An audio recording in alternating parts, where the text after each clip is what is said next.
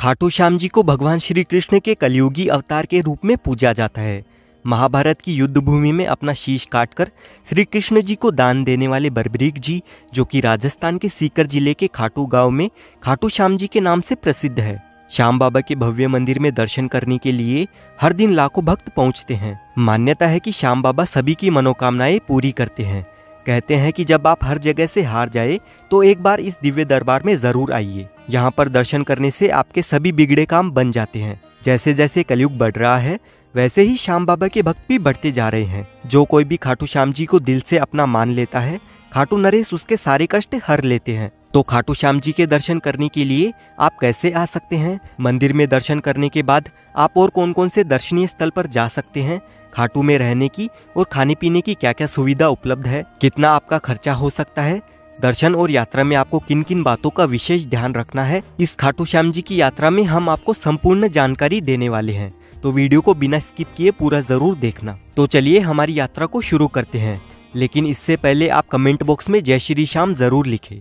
खाटू श्याम जी के मंदिर तक आने के लिए ट्रेन के माध्यम से सबसे पहले आपको जयपुर रेलवे स्टेशन तक आना होगा। वैसे तो खाटू का नजदीकी railway station rings railway station पड़ता है। अगर आपके यहाँ से रिंगस रेलवे स्टेशन के लिए डायरेक्ट ट्रेन नहीं आती है तो आप जयपुर जंक्शन तक आ जाइए। जयपुर जंक्शन सभी प्रमुख शहरों से वेल कनेक्टेड है और जयपुर से खाटू श्याम जी जाने के लिए बसेस के थ्रू बहुत ही अच्छी कनेक्टिविटी भी है। लेकिन अगर आप रिंगस आ रहे हैं तो रिंगस से खाटू श्याम जी का मंदिर सिर्फ 16 किलोमीटर के डिस्टेंस पर ही लोकेटेड है। रिंगस रेलवे स्टेशन के बाहर आपको खाटू जाने के लिए सवारी जीप मिल जाती है, जिसका किराया 50 रुपए रहेगा। वैसे ज्यादातर लोग जयपुर के रेलवे स्टेशन से होते हुए ही आते हैं। अगर आप भी जयपुर जंक्शन से आते हैं तो आपको रेलवे स्टेशन से ई रिक्शा में 20 रुपए देकर 1 किलोमीटर के डिस्टेंस पर स्थित सिंधी कैंप बस स्टैंड पर आ जाना होगा। यहाँ से आपको खाटू जाने के लिए बहुत सारी राजस्थान रोडवेज और प्राइवेट बसेस मिल जाएगी। यहाँ पर आप देख सकते हैं कि ये खाटू श्याम जी का प्लेटफॉर्म है। ये प्लेटफॉर्म उन यात्रियों के लिए स्पेशल बना हुआ है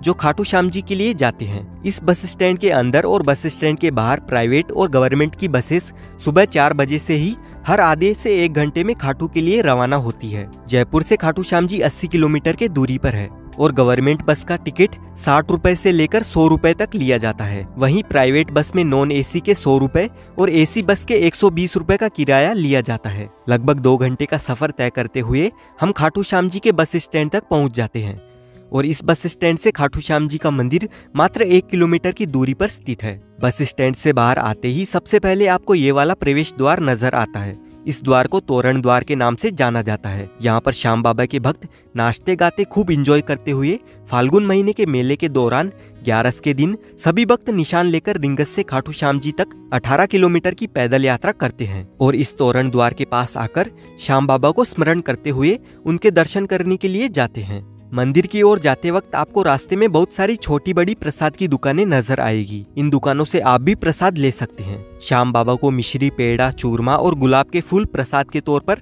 अर्पण किए जाते हैं। खाटू श्याम जी के दर्शन करने से पहले सभी भक्त मंदिर के पास में बने इस श्याम कुंड में स्नान करने के बाद ही खाटू श्याम जी के दर्शन करने के लिए जाते हैं। प्राचीन मान्यताओं के अनुसार इस श्याम कुंड में स्नान करने से चर्म रोग भी ठीक हो जाता है। और यहाँ की एक और विशेष बात है, इस जगह पर पुराने जमाने में खेत हुआ करता था और यहाँ पर एक गाय आकर रोज अपने आप दूध दिया करती थी। जब लोगों को इस बात का पता चला तो यहाँ खुदाई की गई।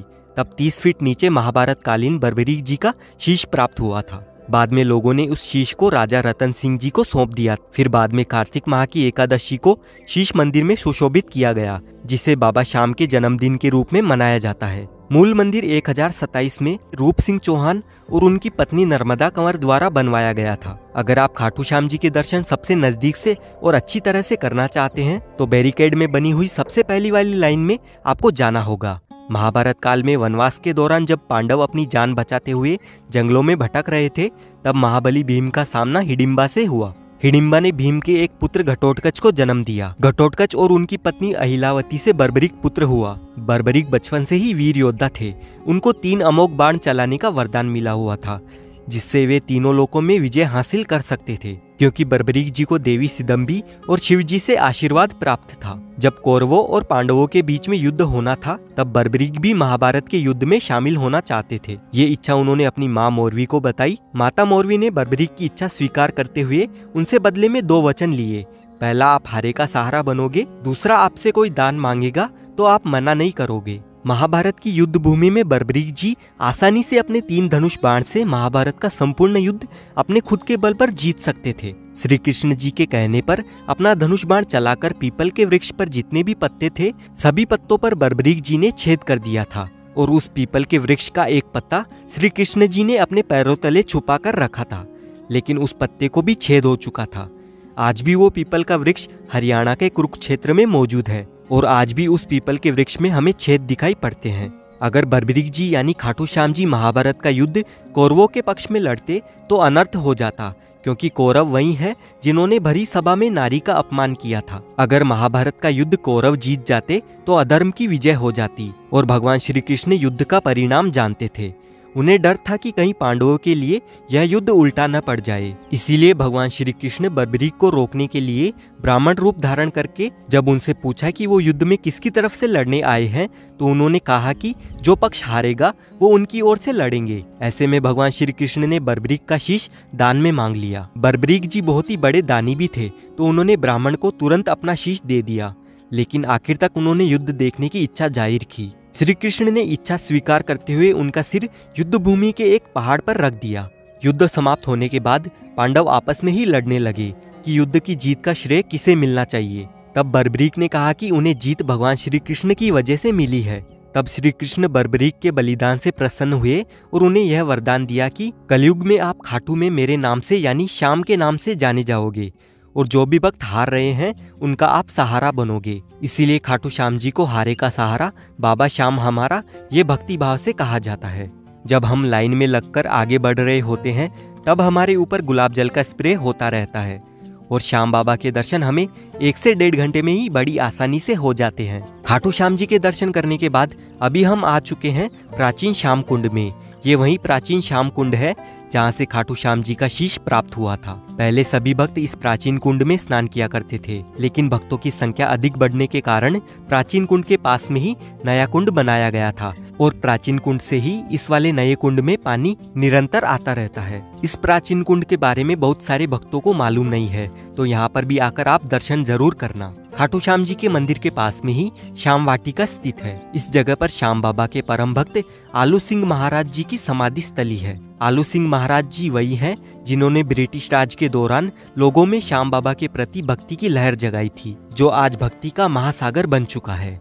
आलू सिंह महाराज जी का विवाह सवाई माधोपुर के राजावत परिवार की कन्या से हुआ था। बाद में उनकी पत्नी का देहांत होने के बाद उन्होंने अपना पूरा जीवन श्याम बाबा की भक्ति में बिता दिया था। खाटू नगरी में आपको खाने पीने की कोई भी कमी नहीं होने वाली है। यहाँ पर बहुत सारे रेस्टोरेंट्स बने हुए हैं जहाँ पर आपको 60 रुपए से लेकर 100 रुपए तक वेज थाली मिल जाएगी और यहाँ पर आपको बहुत सारे मिष्ठान भंडार भी नजर आएंगे जहाँ से आप मिठाई, चूरमा, रबड़ी, मालपुए, मावा कचौड़ी, इस तरह के सभी व्यंजन आप कम रेट में यहाँ पर एंजॉय कर सकते हैं। यहाँ पर खाने पीने की बढ़िया बढ़िया चीजें मिल जाती है। अगर आप श्याम बाबा के दरबार में रुकना चाहते हो तो तोरण द्वार से मात्र 100 मीटर की दूरी पर वृंदावन धर्मशाला मौजूद है। यहाँ पर आपको एसी हॉल जिसमें 15 से 20 लोग रह सकते हैं उसका 24 घंटे का चार्ज 2000 रुपये का रहेगा और नॉन एसी हॉल का 1400 रुपये।